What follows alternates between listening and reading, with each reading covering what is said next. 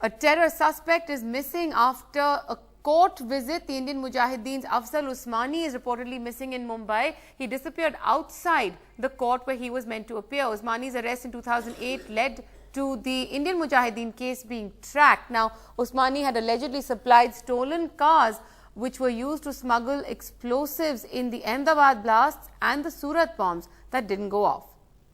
My colleague Miloni Bhatt now joining me on the phone line for more on this. Miloni, a fairly serious incident taking place outside the Mumbai courts. What was the police doing?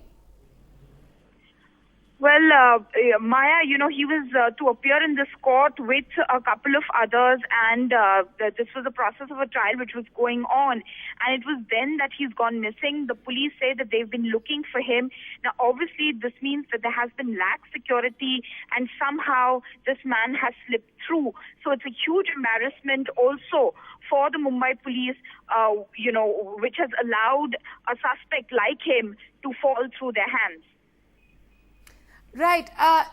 This is, as we said, a suspect falling through their hands. Are they any closer to finding out where he may have gone? They're not saying anything much at this moment, Maya, because they're all concentrating their efforts on trying to find out where he's gone off to and where he is at this point in time. And how critical is Afzal Usmani in the investigations that have been taking place into several terror attacks that the Indian Mujahideen has been linked to?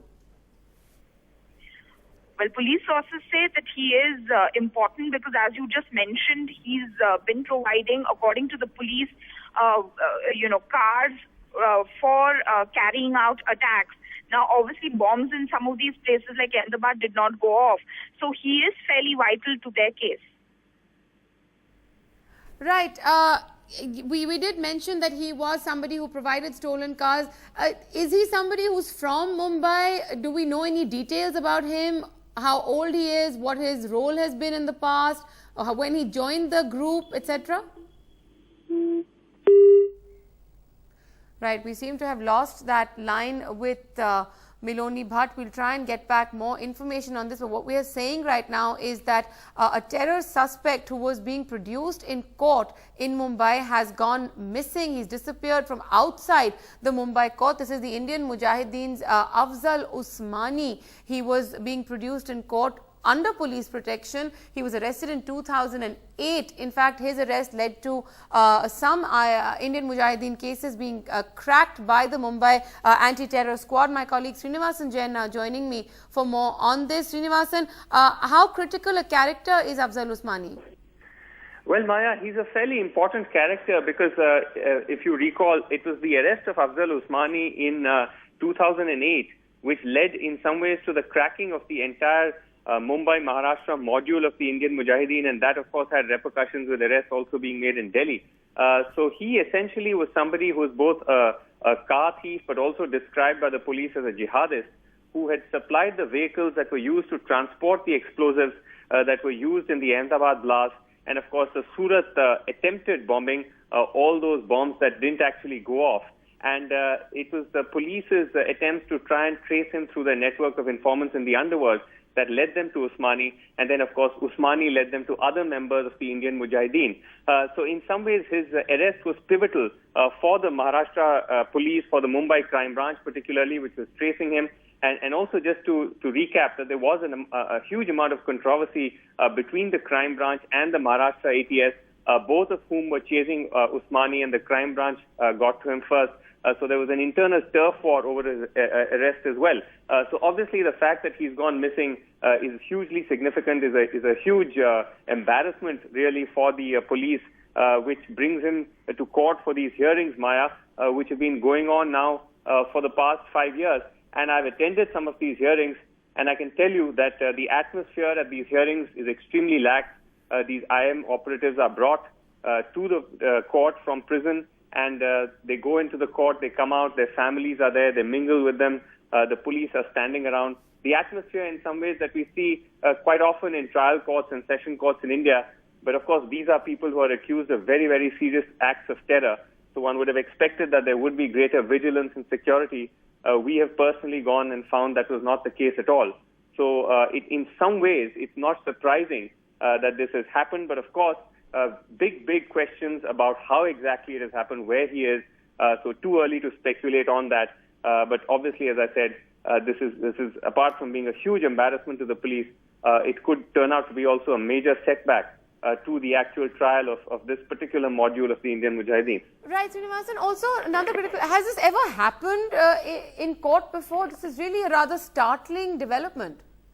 Well, Maya, it isn't unusual to hear occasionally of people who are criminals who are brought to court and they somehow manage to slip away because, after all, and you must have seen this yourself from the time when you've actually visited courts to cover some of these trials, that prisoners are brought often in an informal way. There's no handcuffing. That's only allowed in the rarest of situations. And there's a crowd there. And so, as I said, it's not a highly sanitized, secure atmosphere. And one has heard of this happening on a few occasions in the past. But at least to my knowledge, I don't recall a single instance where someone who's an accused in a major terror case has actually been able to slip away from the court. So I think this would make it a very, very unusual occurrence coming at a time when there's an intense scrutiny on the Indian Mujahideen trial, what with now the return and the arrest of Yasin Bhatkar. Right. So even the timing of it is frankly makes it all the more shocking. And Srinivasan, what we are reporting is that Afzal Usmani was somebody who had actually played a key role in supplying cars and explosives in the Ahmedabad and the Surat attacks. Absolutely, that's what I just mentioned. That Afzal Usmani was being on the police's network as someone with links to the underworld, primarily as a car thief. But somewhere along the way, the police claim that he also got radicalized and he came in contact with the Indian Mujahideen and was somehow roped into their wider network of operatives carrying out terror blasts. And so it was Afzal Usmani who they sourced when they wanted to acquire a number of cars. One of them was in fact a Maruti vehicle, which was actually packed with explosives and then driven from Mumbai into Gujarat, and where one vehicle traveled to Ahmedabad with explosives used for the Ahmedabad blast, another was sent to Surat, where the explosives were planted, but fortunately they didn't go off. So yes, he is somebody who is seen as a fairly key figure for those sets of blasts that rocked India, and particularly in this case Western India, through 2008. And just as I said, it was his arrest which the Mumbai crime branch claimed led them to the other key members of the Indian Mujahideen, people like Sadiq Sheikh, Mansoor Pir Bhai and so on. And that in turn, of course, led to the wider unraveling of the IM network. So once again, a huge and shocking and appalling development, really, if Afzal Usmani has managed to get away. Right. Srinivasan, also, Afzal Usmani had been arrested in 2008. How significant had he been in subsequent attacks or investigations that were taking place, not just the ones that he was arrested for? Well, at the moment, Maya, if I recollect correctly, he's been primarily accused in the Ahmedabad and the Surat blast. And I'm not sure if his name also features in some of the other cases. But I think his significance lies in the fact that it was a very, very early and pivotal arrest, which led them to all the others. So in some ways, you could say that he was the starting point. His own role may have been one of a wider network of conspirators, and perhaps his own role as a member of the Indian Mujahideen may not be as prominent as some of the others, like Sadiq Sheikh and like Atif Amin, who was killed in the Batla House encounter. But certainly, as I said, it was the first step that led them to, in a chain reaction of arrests and then the cracking open of the case.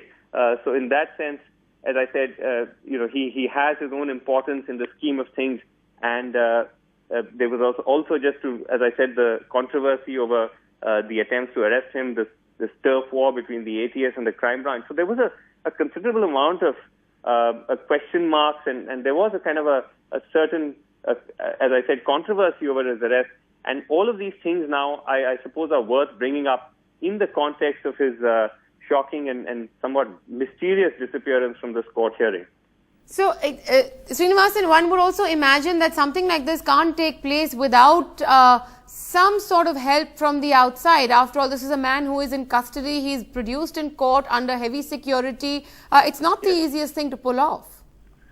Well, Absolutely, Maya. At the same time, as I pointed out, from having attended some of these hearings of the Indian Mujahideen, in fact, just earlier this year, it is, as I said, a very, very informal atmosphere. It is not the most secure atmosphere. Remember, these men have been in prison for a very long time. They've been also sent to different states where there are hearings or trials going on for blast cases where they're accused, for example, in Gujarat or Rajasthan. And so there's a certain ennui which seems to have crept in to the entire process, where they're brought in a prison van, unloaded, brought to the court, and taken back. There's almost an informal air of, like almost a picnic-like atmosphere with family and relatives milling around. And we ourselves had an opportunity to actually go up and talk to some of them. So as I said, it's not really the most heavily protected, secure environment in which to transport terror accused in and out of court, even though it's been dragging on for so many years. And so I'm not sure at this stage, because we're still getting more information, whether this was carefully planned, whether this was incompetence, whether there's some deeper conspiracy. But I can say this much with confidence, that no, it was not a very, very secure environment in which these men were being brought and taken back to prison. Right. Srinivasan, also in terms of the profiles, whenever somebody is arrested, brought to court, one looks at the kind of charges that have been filed against them, their involvement. As recently as Yassin Bhatkal, in fact, much of the discourse around Yassin Bhatkal was about how he was educated, he was reasonably, doing reasonably okay in life, and yet he went ahead and became the sort of ideologue and mastermind for the Indian Mujahideen. Who was Afzal Usmani in the scheme of things, apart from somebody who facilitated with stolen cars? Well, Maya, he was somebody who represented the intersection between the underworld and terror plots and terror attacks. And the first evidence, of course, of this was the Bombay serial blast of 1993, where the underworld came together with groups who were keen to foment terror strikes in India from across the border, and were involved in that. And so there's always been this continuing role of the underworld in terror plots. In some cases, they play a very active role, like in 93. In some cases, their role is somewhat more of a footnote. So in this case, Afzal Usmani was somebody, because of the crime branch's extensive networks or connections and sources within the underworld, he's somebody who primarily was seen as a gangster, as a car thief. But as I said, the crime branch claims also became radicalized. Again, these are all blasts, remember, that are taking place in the aftermath of communal upheavals of 1992 and 2002. So exactly at which point it happened and what the trigger was is not clear. But he represents, as I said, the strand of the involvement of the underworld in terror blasts. And that's actually how, through the network of underworld informants, is how the police actually came to the conclusion that there could have been a network of car thieves who were involved in supplying these vehicles used in the blast. That led them to Afzal Usmani, and that, as I said, led to these wider Indian Mujahideen arrests.